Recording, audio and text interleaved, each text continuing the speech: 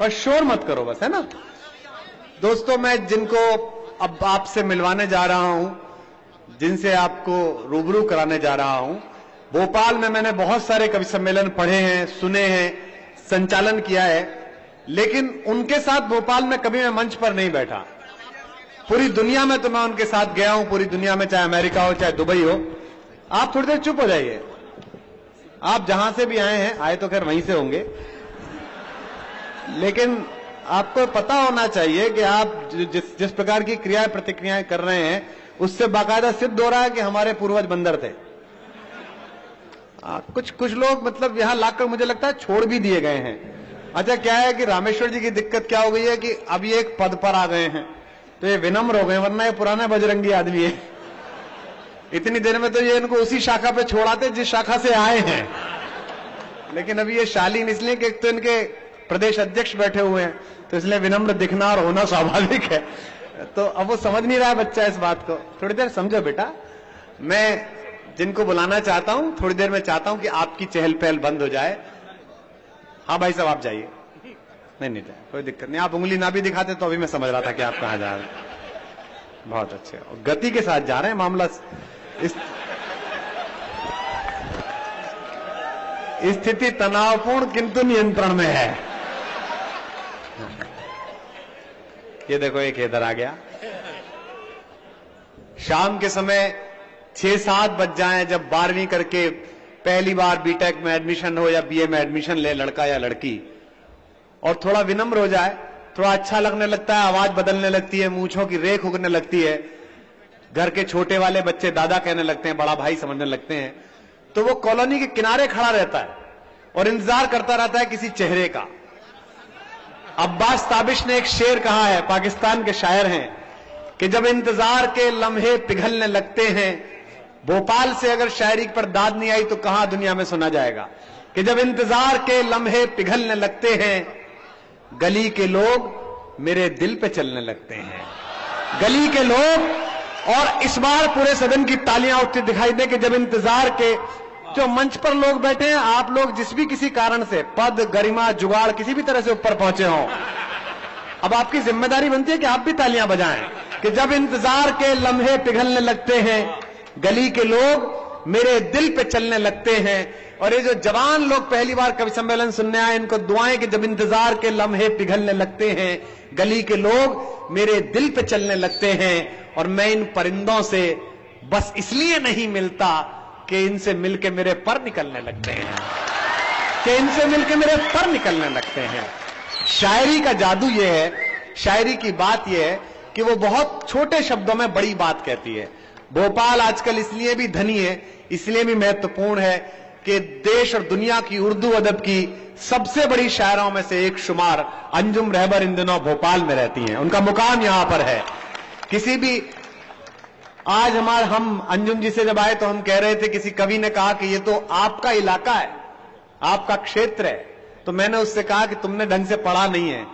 क्षेत्र राजाओं का होता है, ये क्षेत्र रामेश्वर जी का है, ये इनका विधानसभा क्षेत्र है। ये मध्य प्रदेश का भारतीय जनता पार्टी का क्षेत्र भाई साहब का है, जज साहब का, लेकिन विद्वान का नहीं होता। संस्कृत में कहा गया है, स्वदेशे पूज्यते राजा विद्वान सर्वत्र पूज्यते। विद्वान की सर्वत्र पूजा होती है।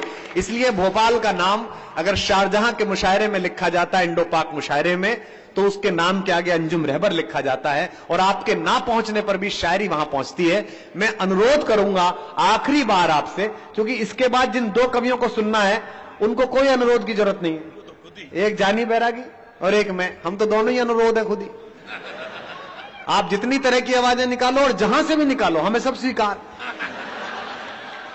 आप चिंता ही मत करो, और नहीं निकालोगे तो हम आके निकलवाएंगे कि निकालो। लेकिन अब मैं जिन्हें सुनवाना चाह रहा हूं, उसके बाद अध्यक्षीय कविता हमारे धूमकेतु जी पढ़ेंगे, जिनका सम्मान हुआ है, जो इस नगर की शान है, जो हमारे इतने वरिष्ठ कवि हैं कि हमने भी उन्हें नीचे बैठकर सुना है, उनसे भी हम आशीर्वाद लेंगे।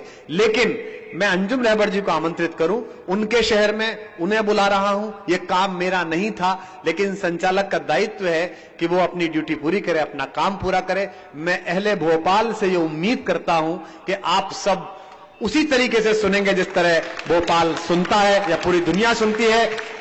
अभी तालियां वैसी नहीं आई जैसे पूरी दुनिया के लाखों के मुशायरे में अंजुम रहबर को मिलती है। एक बार पूरे पूरे भोपाल की जोरदार तालियों के साथ अंजुम जी से दर्ज। मैं ज्यादा बातें नहीं करूंगी, मुझे बहुत कुछ कह दिया मेरे छोटे भाई ने। 4 पंक्तियों से इब्तिदा करती हूं और अंदाजा लगाऊंगी कि मुझे कितनी देर कविता पाठ करनी है। एक बार तालियां बजाकर अपनी दुआओं मुझे दे दीजिए। तेरी यादों को प्यार करती हूँ, वाह, 100 जन्म भी निसार करती हूँ। वाह, तुझको फुर्सत मिले तो आ जाना, मैं तेरा इंतजार कर। जिंदाबाद। शुक्रिया, इससे तो अंदाजा मेरा बहुत अच्छा रहा। 4 पंक्तियां और सुनाती हूँ, वो अंदाजा कैसा रहता है। ये किसी नाम का नहीं होता। देखो कुमार, ये बेवकूफ लड़का कितनी दूर से सीटी बजा रहा है, पास में आएगा तो चरण स्पर्श करेगा। ये किसी नाम का नहीं होता, बेटा गलत बात। ये किसी धाम का नहीं होता, वाह, प्यार में जब तलक नहीं टूटे, दिल किसी काम का नहीं। जिंदाबाद, जिंदाबाद। बहुत बहुत शुक्रिया।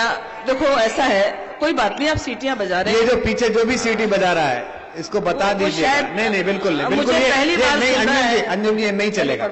मैं इस कवि सम्मेलन को इसी समय इसी क्षण समाप्त कर दूंगा।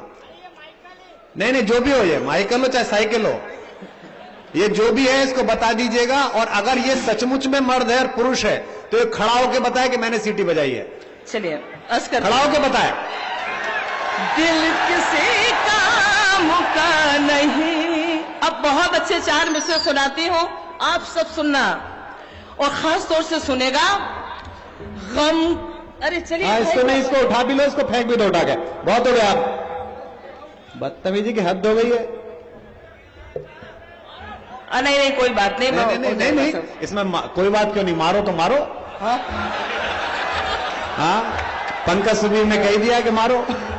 क्या होता है कि मूड बनता है। नहीं, अब उसके बाद चुप हो गया, अब नहीं बोल रहा है। वो कुमार क्या बच्चे हैं, उनको पता नहीं है, तहजीब नहीं मालूम है कि अदब की महफिल की क्या तहजीब हुआ करती है। सीख जाएंगे, वो यहाँ आया है तो सीखेगा कुछ। नहीं हो सकता है। चलो एक बार तालियां बजा दीजिए आप लोग, उसके बाद मुझे फिर शुरू करते हैं।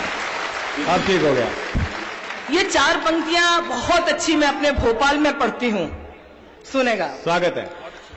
गम की उलझी हुई लकीरों में, नौजवान बहने भाई सब सुने। गम की उलझी हुई लकीरों में